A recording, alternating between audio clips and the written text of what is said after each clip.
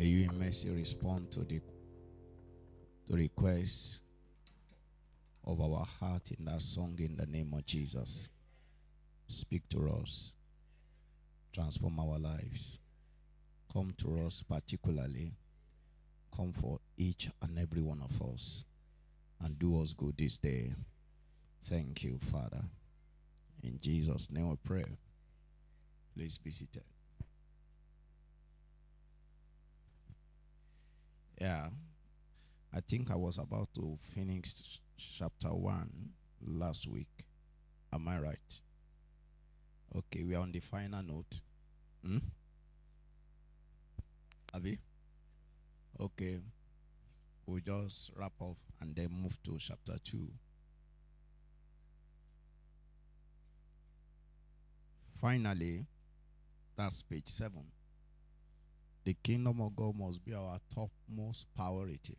We are learning about the kingdom of God. That's the subject matter. The kingdom of God. The kingdom of God must be our topmost priority. We must not seek food, water, clothing, house, protection, security, preservation, self-actualization, and their significance. All of those ones, we need them, but those ones should not be our utmost priority. We are to seek the kingdom in all its manifestation and its righteousness. That is, in practical terms, we need to pursue, we need to study, we need to understand, we need to learn to know the kingdom of God. Not only that, and also to align our lives to its principles for us to experience it now. So since Jesus said in Matthew chapter 6 verse 33, that says, seek ye first the kingdom of God, and all other things shall be added. It's an instruction we must obey.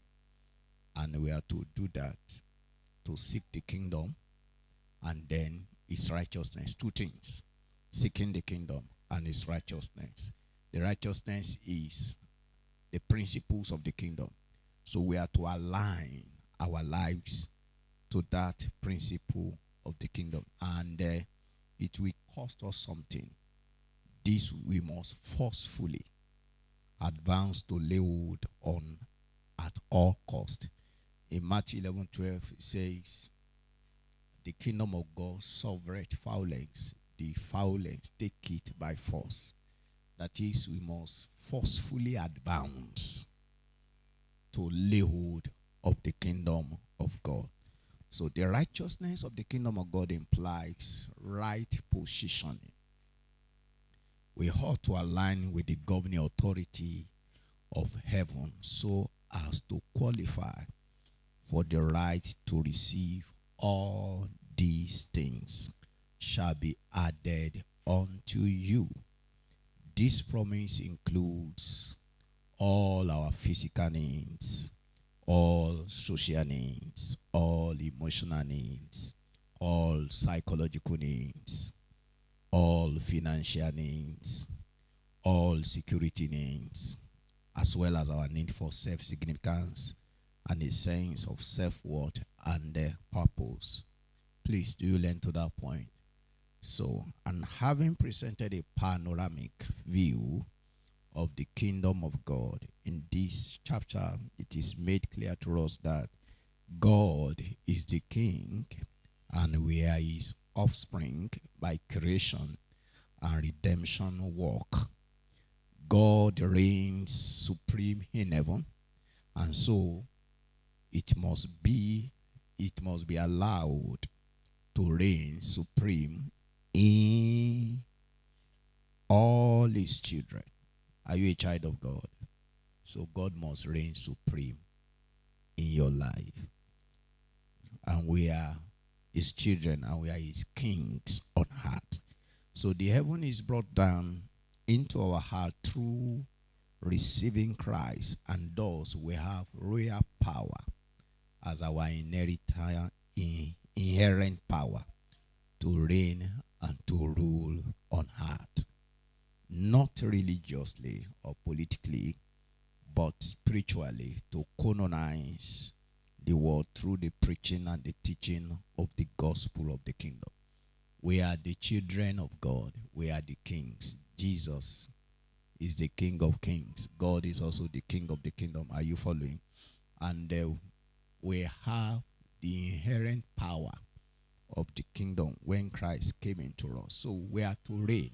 And if you are going to reign, first the Lord must reign supreme in each of our hearts for him to reign on earth through us. And this reigning is not a political reigning. It's not a religious reigning. It is the Lord Jesus reigning spiritually to execute his counsel on earth. Please, do you follow to this point? So we are in the world, but not of the world. And our sustenance won't come from the government of this world, but from the government of heaven. Now, I pray this will be clearer to you. Now, when you say that we are children of the kingdom, we are in the kingdom of God, what it means is that the administration of our lives is no longer from the government of this world. Hello? So we do not again belong to this world. Are you with me? We do not belong to this world. We belong to heaven. Do you know that? Now, don't put your weight again on the government of your land. By implication now, since we say we are in the world and we are not of the world and we belong to heaven, it means we have dual citizens. We are the citizen of Nigeria and we are the citizen of heaven. By our physical birth, we are the citizen of Nigeria. Now, by our spiritual birth, we are the citizen of where? Okay, now, which one is the superior? Okay, now, you have your choice. You might put your weight on the government of Nigeria. And what the Nigerian government has for you is what you have been enjoying since the day you were born. Do you understand? Okay, if I were you, and I'm begging you to change your focus from Nigerian government to God's government. Now, when we speak like this, it might sound ridiculous. It might sound mythological. It might appear as though we are saying something that is abstract. But the Bible says, taste and see. You can taste God. You can test God. You can test run it. You can say that Okunola told me that I belong to heaven. And I'm not psyching you. That is only if you have Christ in your heart. If you are born again. Are you with me? If you have the Holy Spirit in your heart, you belong to heaven. God is your Father. Is that clear? All right. Now, show to God in heaven that you belong to him. How? Pursue his kingdom. When we say pursue his kingdom, that is, come to a practical experience of God reigning in your heart supremely. And apply yourself to the principles of the kingdom. That is the righteousness of the kingdom. The righteousness of the kingdom is you positioning yourself aright. Positioning yourself in agreement with God. Then, let's now wait and see if God will not care for you. The truth be told, even when you did not know him, he cared for you. Do you know that? Now, you will not enjoy him in abundance and consistently and progressively if you will seek the kingdom of God and his righteousness. Please, do you learn to this point? Eh? So that's what we have done in the past weeks that we have been discussing the issue of the kingdom of God. Can I leave that with you? Eh? Okay. Do you have any question on that before we move to chapter 2? Okay. Now let's look at the king of the kingdom. We need, now that we have known the kingdom, that the kingdom of God is God reigning, the spiritual reign of God, the gracious reign of God in the heart of man is called the kingdom of God. God ruling and reigning in the heart. God ruling and reigning in the midst of his people. God ruling and reigning through his people on earth to execute his counsel. That's what we have dealt with. Is that clear? Now let's come to the king, the king of the kingdom, chapter 2, and that's page 9. All right. Psalm 145 verse 1 say, I will extol thee, my God, O King. Please, who is God? From that psalm. Eh? Who is your God? Is God really your God? Eh? Okay. Is God really your king? Eh? Now, God might be your God and be not your king. Do you know it is possible? Elimelech means God is my king.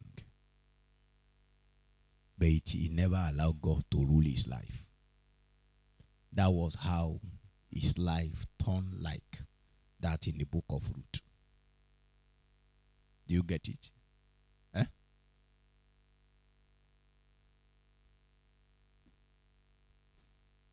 So we are saying, my God, the Father of our Lord Jesus Christ, must practically be my king. Do you get it? Eh? So this psalmist knew that, and he was walking in that reality, and he was blessing God because God was his God, and at the same time, he was his king. He said, I will bless thy name forever and ever. Now, look at this. In Daniel chapter 7, verse 9 to 10, say, I beheld till the thrones were cast down, and the ancient of days. How many of you didn't have the book? I don't have this book. Raise up your hand. I don't have this book. If you cannot afford it, if you cannot afford the book, raise up your hand. The book is 1,000. If you cannot afford it, raise up your hand. Don't be shy. I cannot afford to buy. Raise up your hand. Eh?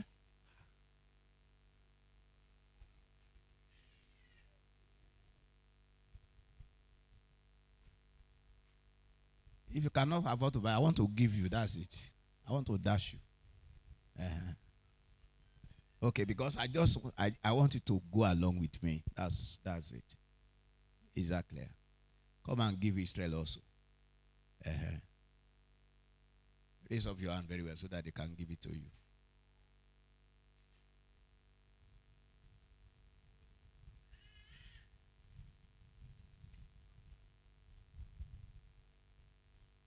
All right. Praise the Lord. Okay, we are in page 9, so turn to page 9 of that book. Now, this was Daniel's vision. Daniel has a vision of the throne of heaven. Are you there? Okay.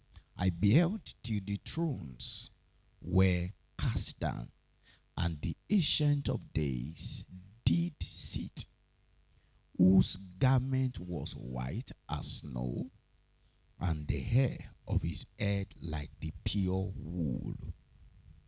His throne was like the fiery flame, and his wheels as burning fire. a fiery stream issued and came forth from before him. Thousands ministered unto him, and 10,000 times 10,000 stood before him. The judgment was set, and the books were opened.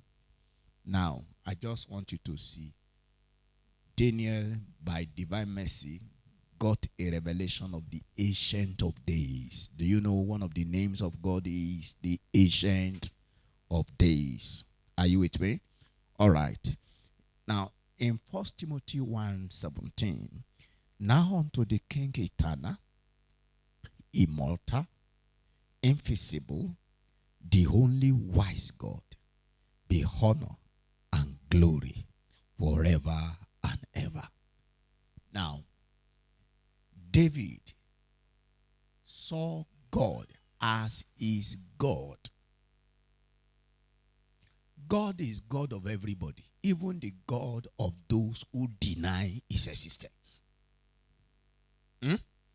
Now, for someone to say, God is my God, it is not just an empty boasting or a statement which is a product of indoctrination.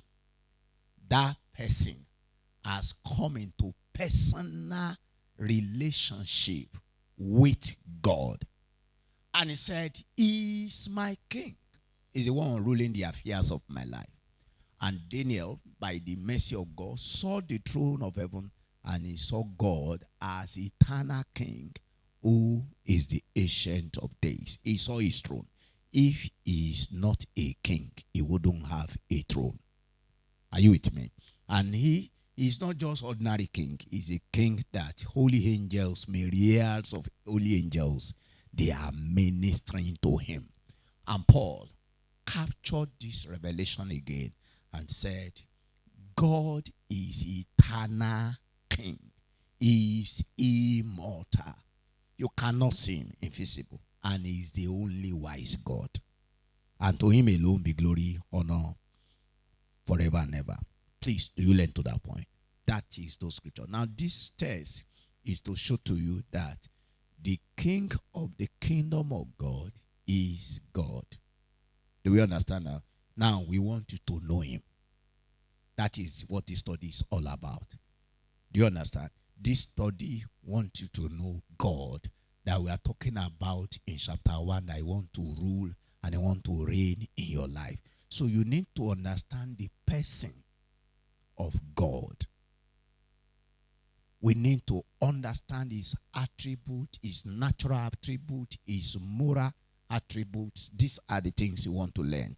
Please do learn to this point. Okay, let's keep going. God, the creator of the heaven and the earth, is the king of the kingdom of God. He is not a despot. Do you hear that? He is not what? Do you know a despot?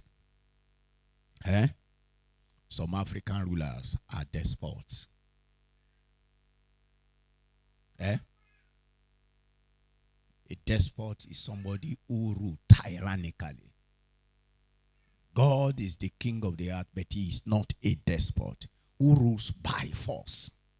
Or a president-elect. If he is a president-elect, then one day his tenure of office will expire. None an earthly born king. If he were to be the earthly born king, his reign will have been terminated on the day of death. At least since the little years you have spent in this world, you have heard of kings who reigned, who died, and another person took up their throne. Is that clear? Is that clear?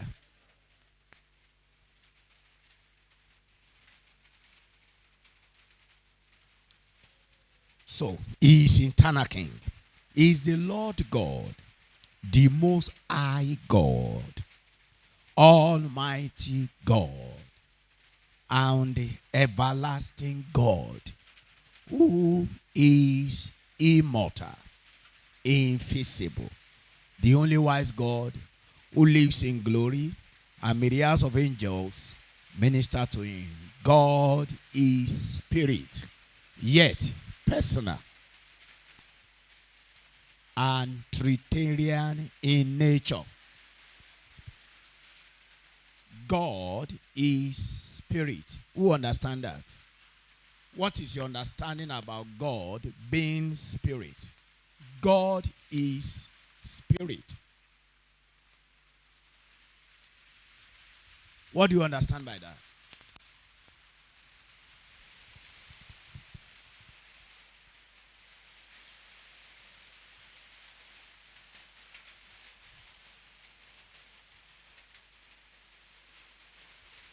Nobody have idea? God is spirit. What's your understanding about God being spirit?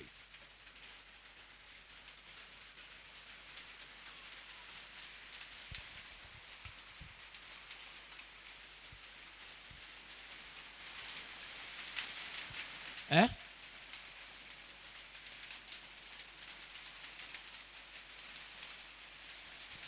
Praise the Lord. Hallelujah. God being spirit means God does not have a physical body. God being spirit means God does not have a physical body like we do, and is not in a single place. God exists everywhere, and it can transcend between heaven and earth. God does not have physical body. Yeah, that is what it means. When we say God is spirit, he has no human body.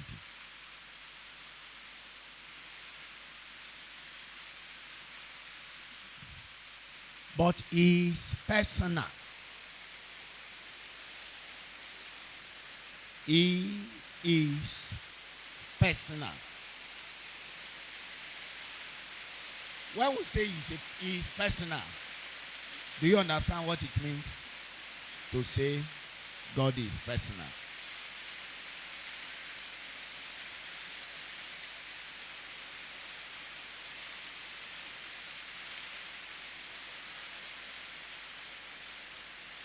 God is personal. Yeah.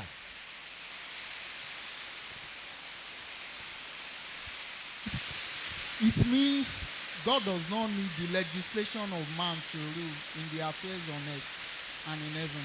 Personal. Yes. Does not need the legislation of men to rule. Doesn't need legislation. Okay. It means he is an entity. He is an entity. All right. Who else? It means it can be experienced one-on-one. It can be experienced. He is an entity. Yes. That means God has a feeling. He has a feeling. Yes. Okay. Put it this way.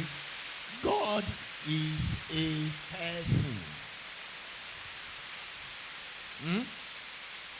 God is who? He's a person.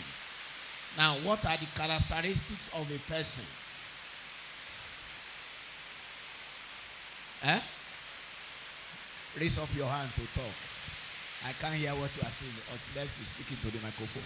We were taught Mr. Niger, Mr. Niger movement, respiration, it can be everywhere, but for God, it's only No. beyond human.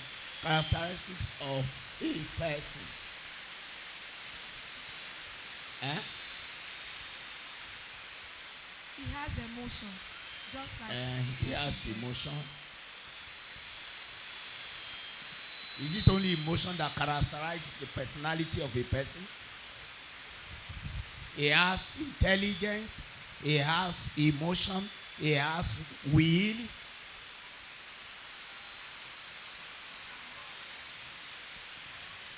Eh? Character. He has character. It's all right. He can Now, love. Eh? He can love and he can make choices. He can love. He can make choices. All right. Then we now say he is Trinitarian in nature. What is the meaning of God is Trinitarian in nature? Eh? Speak to the microphone.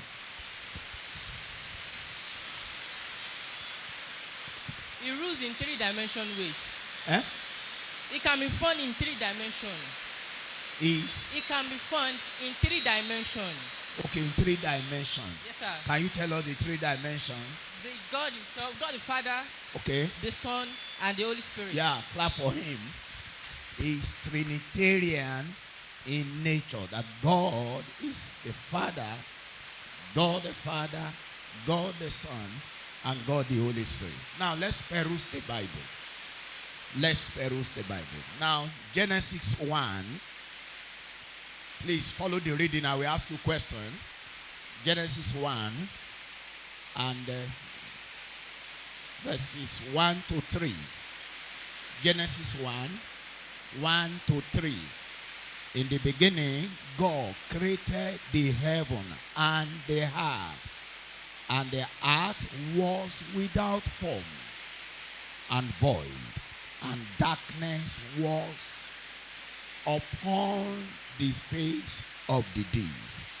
And the Spirit of God moved upon the face of the water. And God said, let there be light.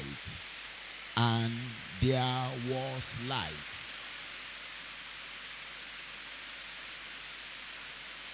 Show me the Trinitarian nature of God from this passage. Genesis 1 to 3. Show me the Trinity from this scripture. Genesis 1 to 3. Yeah, come to this brother again. Genesis 1 to 3. The Trinity. You want to see the Trinity. Praise God. Hallelujah. Now, let me start from verse 3. Okay. He said, God said, let there be light. Okay. The light here is the Son, which is Jesus Christ. Okay. And he said, the Spirit of, verse 2, he said, the earth was without form and void, and the darkness of the face, and the Spirit of God, that is the Holy Spirit. Okay. And the second one, they said, God, verse 1, they said, God created heaven and earth. That's the God. The Spirit of God, verse 2, and the light, Jesus Christ. Okay. God the Father spoke, created the heavens and the earth. And he said, let there be light. He said, that is the Son. And we have the Spirit hovering. Okay. Any other thing that you can say? Yeah.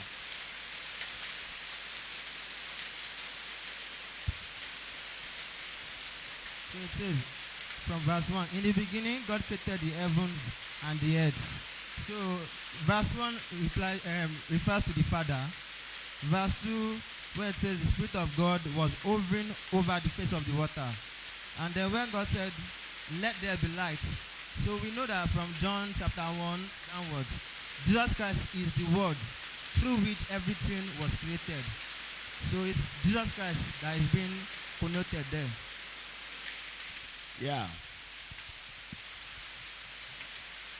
Do you remember the Bible saying? Yeah, let me hear. Okay, in the beginning, God, there is God. And the second one, where Holy Spirit is revealed, is okay. And the Spirit of God moved, and that is the Spirit. And when God said that there be light, light is Jesus Christ. Yeah, that's what he said. Anyone who has another thing to say? Okay. You are right. God, the Father, is the creator. And God, the Son, is the creator. And God, the Holy Spirit, is the creator. Even when you look at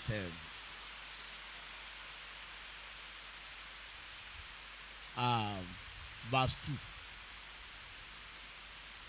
the Holy Spirit over. Now when and said God said, The Word. Jesus is the Word. In the beginning was the Word, and the Word was with God, and through him all things were created. Do you understand? Now in John 4:24, we are told God is spirit. Whoever will worship him must worship him in truth and in the spirit. Now come to John 17 verses 1 to 3. John 17 verses 1 to 3.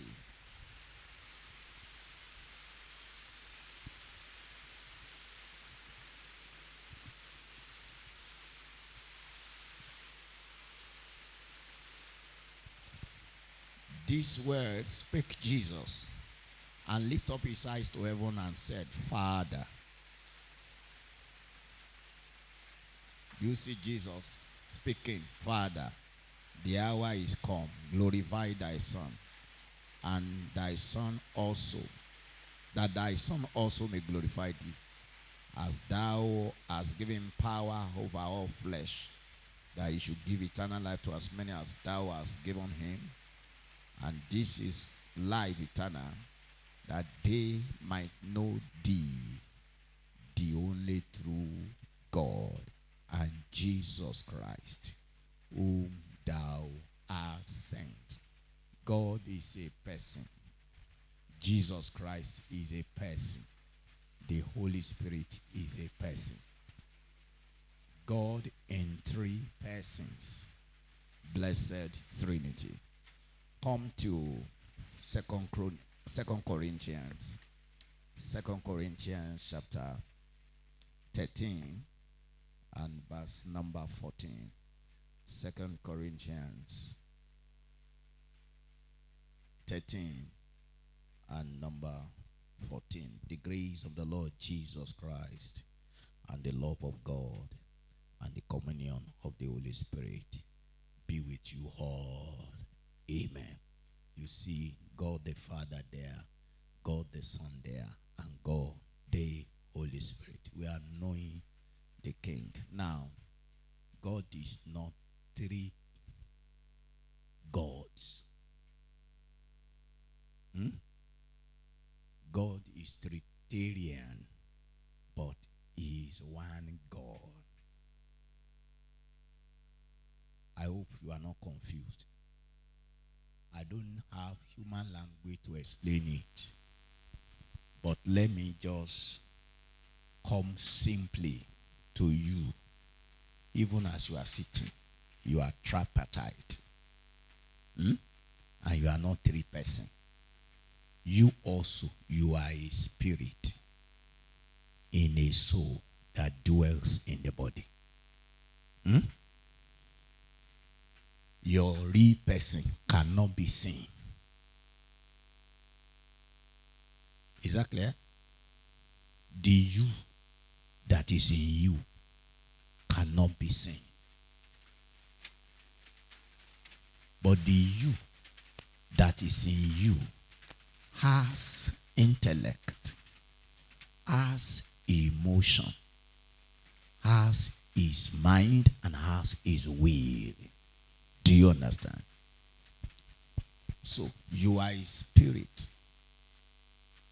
inside a soul dwelling in the body. Your spirit is not your soul, and your soul is not your body. Do you get that? Now, let's come to triangle. You all know triangle. When you break one angle of the triangle, do you have triangle again? Now, angle 1 is not angle 2. Angle 2 is not angle 3. And because we have 3 angles, does it mean we have 3 triangles? Please, do you get this now?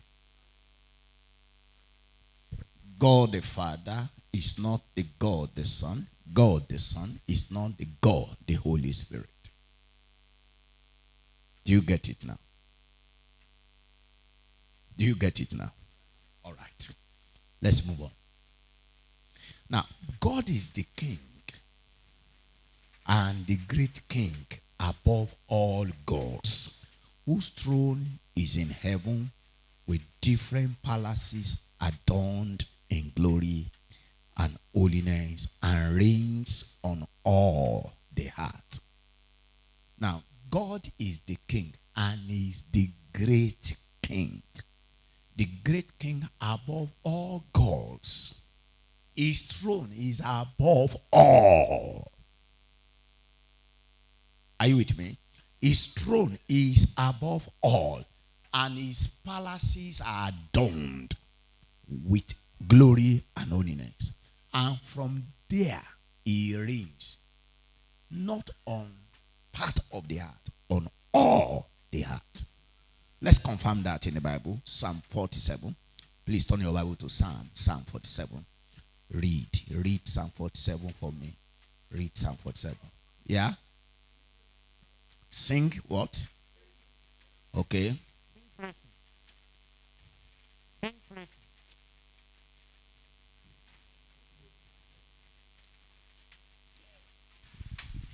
Sing praises to God. Sing praises. Sing praises unto our King. Sing praises. For God is the King of all the earth. Sing your praises with understanding. God reigneth over the heathen. God sitteth upon the throne of his holiness. Okay. Now, 48, verses 2 and 3. Beautiful for situation. The joy of the whole earth is Mount Zion on the sides of the north, the city of the great king. God is known in our palaces for a refuge. God has palaces. Now come to Psalm 95 and verse number 3. 95 verse number 3. Please travel with us with your Bible.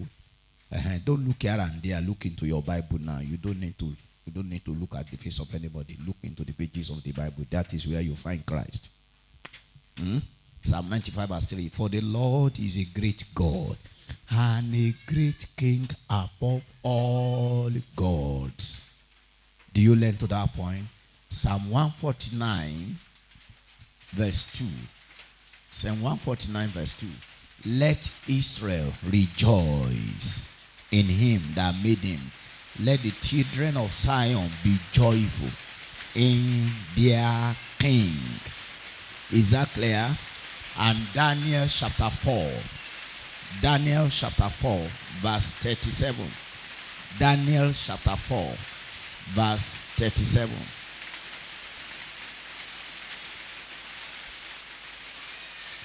Daniel 4 and verse 37. Now I, Nebuchadnezzar, praise and extol and honor the King of heaven, all whose works are truth, and his ways judgment, and those that walk in pride is able to abase.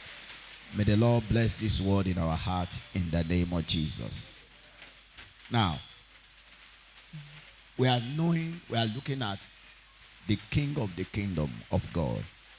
He has sovereign power and imperial authority. He has what? Sovereign power. That is, he can do whatever he likes. Psalm 115 verse 3 says, God is in heaven and he do only what pleases him. Is that clear? And he has imperial authority. In that Daniel 4 verse 35, and all the inhabitants of the earth are reputed as nothing, and he doeth according to his will.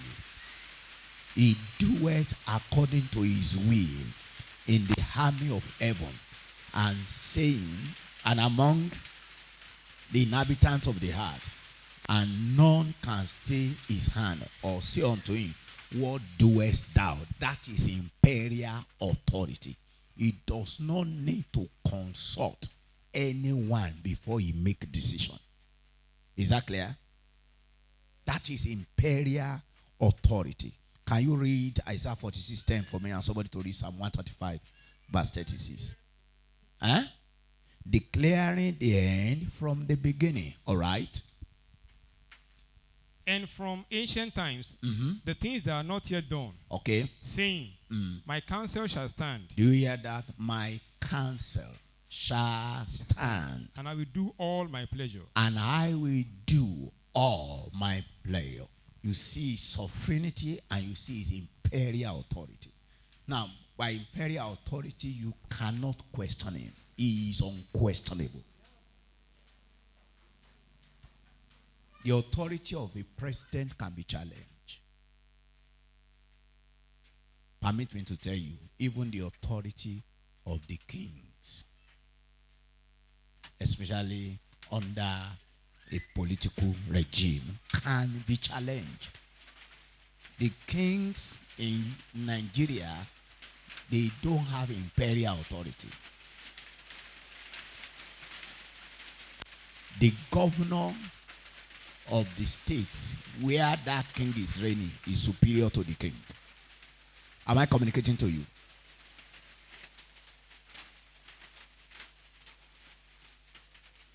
Actually, it is the governor that we endorse. Once they say, whether, even if it is Ifa that said this is the king, it is the governor that we endorse him, that we enthrone him. So, no one enthroned God. So, no one can question him. Please, do you understand this? Now, why we are knowing this is for you to know how to behave before him. And because he has given you the privilege to be also king and to be his child, his son or his daughter, does not give you the audacity to query God. Please don't do that. No one can say, what are you doing? Okay, who is reading the next scripture for me in there? That is 135, Abi. Okay, somebody have read 46:10. No, I've read Daniel 4:35. I need Psalm 135 verse 6. The Lord does whatever pleases him. Huh? The Lord does whatever pleases him. The Lord God does whatever pleases him.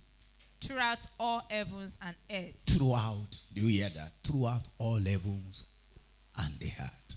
And on the sea and in their depths. Thank you. So, he is the unquestionable king. No one dares to resist him. He's what? He's unquestionable. Don't ever in your thought, I don't understand why God make me like this. You know that we normally say so. And it is when we are in pain. When we are not enjoying life. Now let's read. Read Job 9:12 and Romans 9:19. Behold, He taketh away. he created, He taketh away. he taketh away. Who can hinder him? Who can hinder him? Who will say unto him, Who will say unto him, what doest thou? what doest thou? He taketh away. Excuse me. Whatever you receive from him, he can take it away.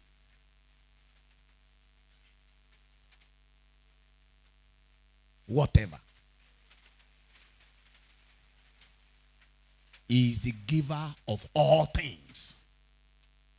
Note that. No one can receive anything except it's given from where? From above. And that scripture is true even with unbeliever.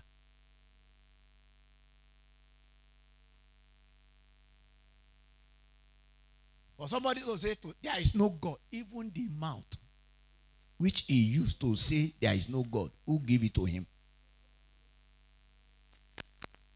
The focal cord, even the brain behind that statement.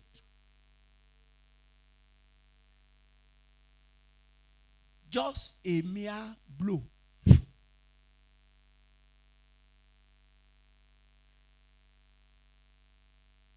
can erase his brain and he'll be looking like goat.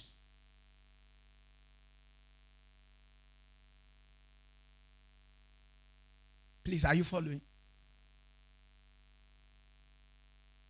So just know that you are stepping your bound anytime you are questioning God.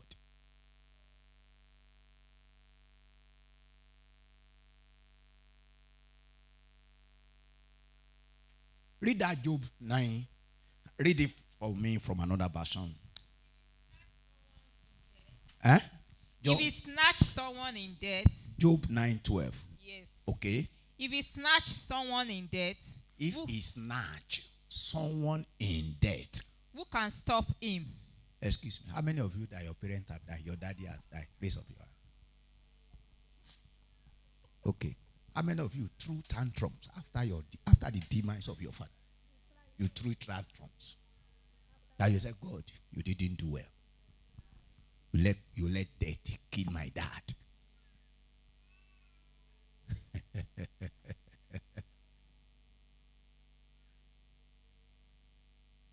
Don't do that again. Read it again. If he snatch someone in debt. If he snatch someone in debt. Who can stop him? Who can stop him? Uh-huh. Who dares to ask? What are you doing? Who dare to ask? Say it is the person that you see, that you can insult with your winking of the eyes.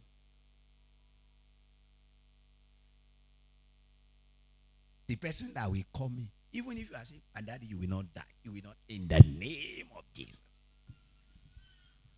He just come in and take away your father. What will you do? All right. Let's read Romans 9:19. The king of the kingdom. Eh? Thou will say then unto me. 9:19. Yes, sir. Okay. Thou wilt say then unto me, why doeth he yet find fault? For who hath resisted his will? Okay. Who has resisted his will? Please don't accuse God again, no. Eh? Don't judge God again, no. Thou will say then unto me, why doth he yet find fault? For who hath resisted his will? Now, if God chooses a person, can you query God? Even if you query him, does your query disqualify what he has done? Even if you have the mouth and God allow you, your mouth to speak blasphemy. If anybody speaks blasphemy against God, it is given to you. Hello? No one can speak blasphemy to God except it's given from above. Go and read your Bible.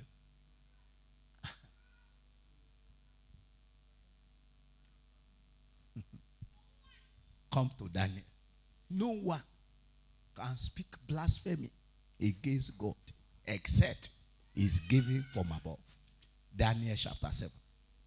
You will see the horn that was given season of time to speak blasphemy.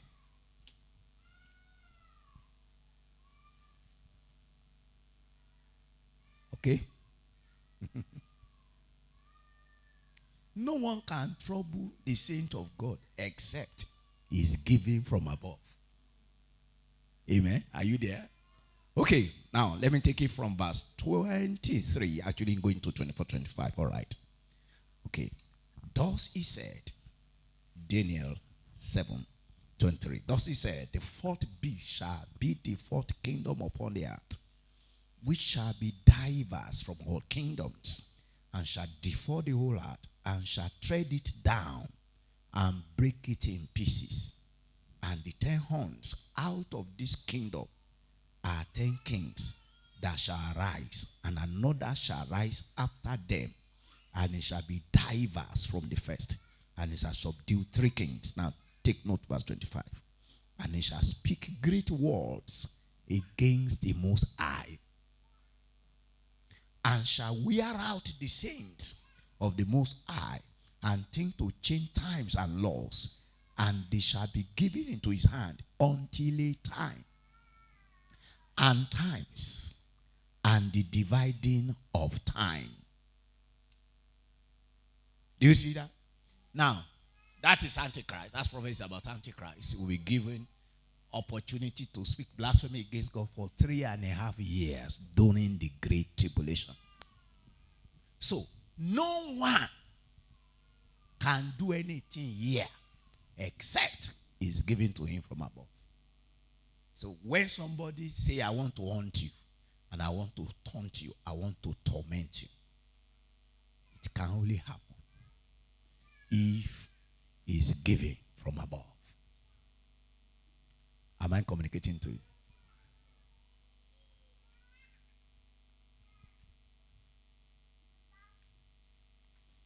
So you can't query God. You can't resist him. Please, if you have been doing that, please stop it. Stop it. Before, you didn't know. That was why God is ignoring you. Now that you know that you don't dare to query God.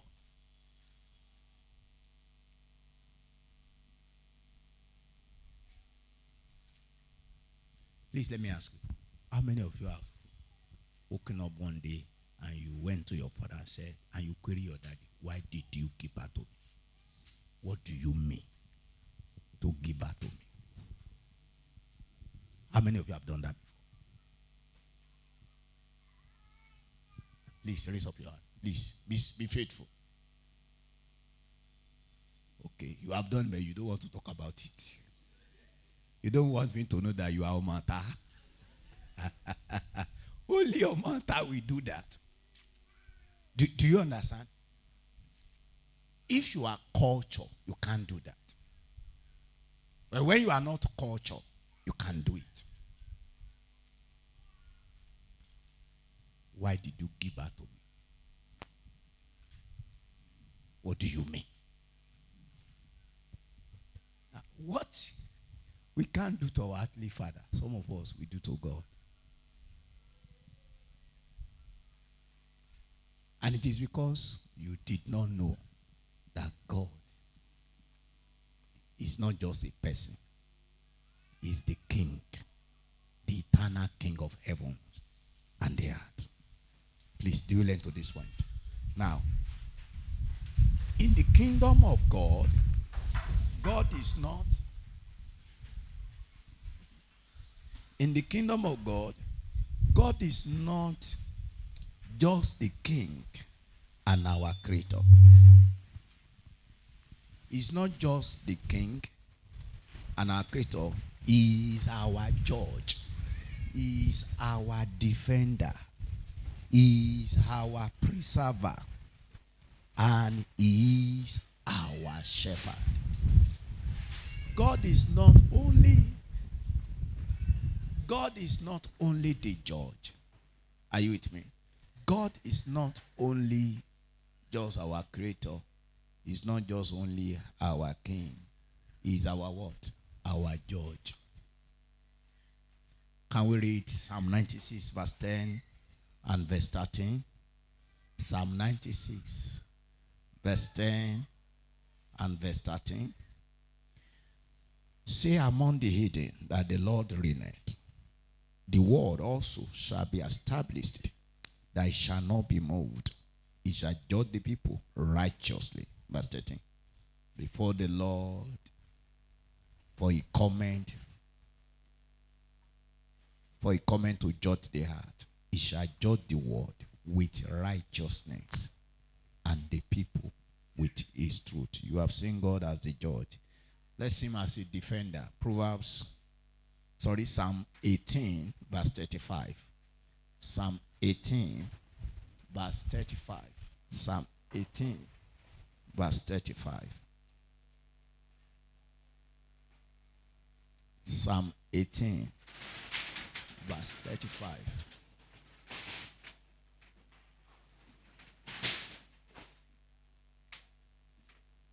Thou hast also given me the shield of thy salvation, and thy right hand hath holding me up, and thy gentleness hath made me great. Okay, Psalm 121, verses 3 to 8. Psalm 121, verses 3 to 8. Sing God as our preserver. Preserver. Psalm 121. Please don't be distracted by this wind. It's a beautiful breeze sent for our refreshment. Yeah. It's part of God's care. Psalm 121, verses 3 to 8. He will not suffer thy foot to be moved. He that keepeth thee will not slumber. Behold, he that keepeth his rest shall neither slumber nor sleep. The Lord is thy keeper. The Lord is thy shade. Upon thy right hand the sun shall not smite thee by day, nor the moon by night. The Lord shall preserve thee from all evil. He shall preserve thy soul. The Lord shall preserve thy going out and thy coming in from this time forth and even forevermore. Hallelujah. Do you know this will give you rest of mind? This will give you what? Rest of mind. So you don't need to be afraid whether you are on Okada or you are in a bus. Whether you are traveling in the air or you are traveling on the sea.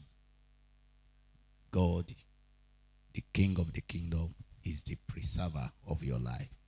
And is also our shepherd.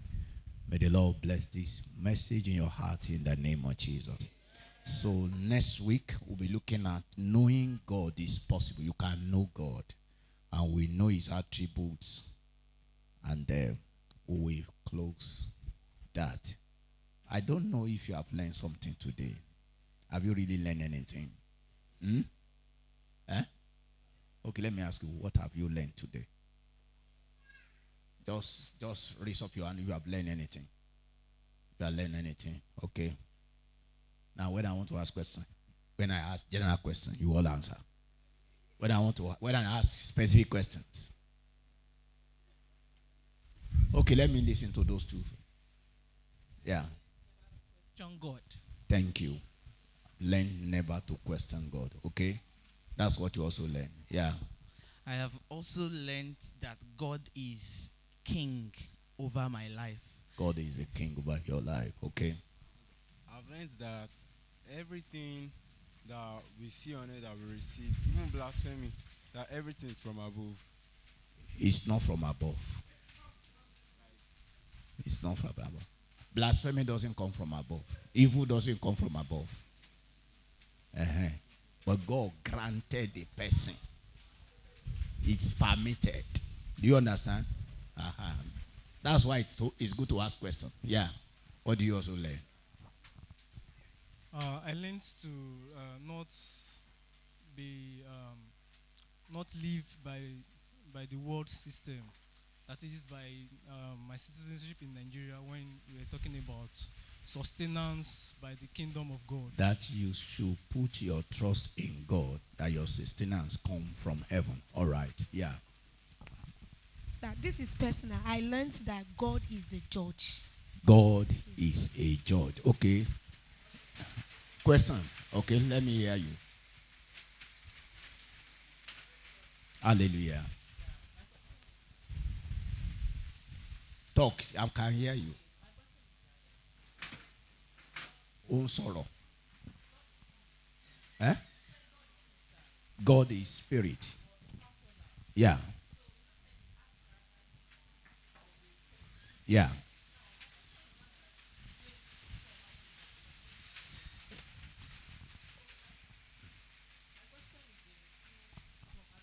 All right.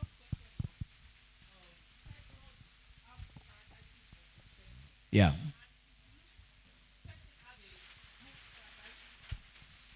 have a good characteristics and bad. Now, can we Because you are a human being, because you are a polluted being. God is holy. So God, there is no bad. God, there's no bad in God. You not said something in Job that God can, like God kill. That God kills. Yeah. So that's one of the characteristics of God. Yeah. Like God can kill. Let's just put it that way. Yeah. God can kill. Yeah. But one pastor said God cannot kill. I'm coming, sir. He said God cannot kill. He now make some references. Okay. For instance, now you went to when Prophet Elijah called the fire to burn them. He said it's not the God that answered. I'm coming, sir. He said it's not God that answered that prayer.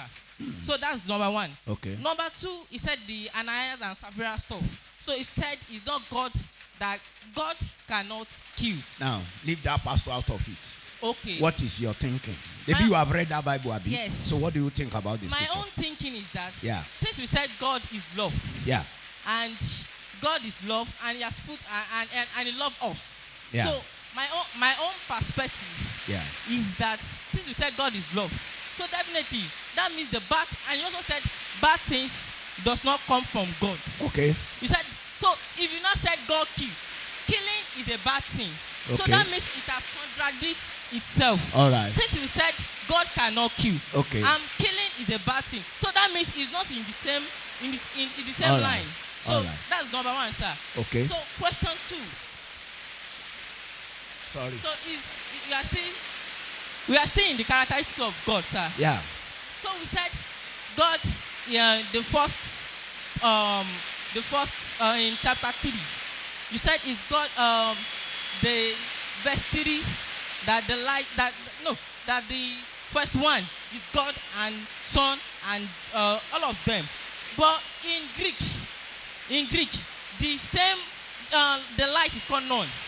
And if you check it, if you check in Greek, the same, that's what is the same in John also. The light and the light. So and they refer Jesus as the light. Yeah, you are right. I'm coming, sir. But I want to ask a question. Okay. John also said in the beginning there was God and the word was with God. And he also said Jesus is light. So and in verse 3 he said, let there be light. And he said God spoke the word. That is Jesus. So I want you to expatiate that way. Okay. Yes, sir. Yeah. You will get your answer next week when we look at knowing God. Then let me give you an assignment. What is the benefit of death to humanity? What is the benefit of death to humanity? So go and study that and bring me answer next week. Is there any benefit in death? Assignment. Let's rise and pray. Lord, we thank you. We give you praise. Be thou exalted, Lord, in Jesus' name. May you bless our spirit today and help us more and more. With the grace of our Lord Jesus Christ,